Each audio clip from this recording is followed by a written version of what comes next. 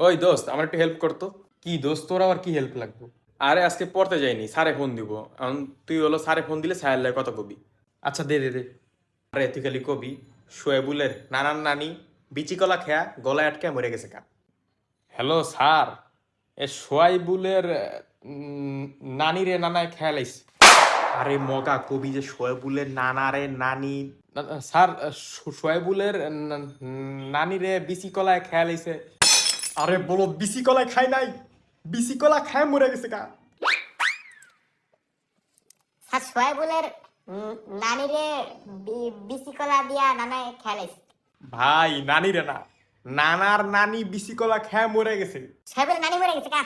আরে আমার নানার নানি মরে গেছে কা। আর সোহেবুলের বিসি কলা খেয়ে মরে গেছে কা।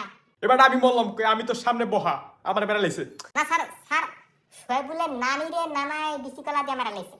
আরে নানি রে নানায়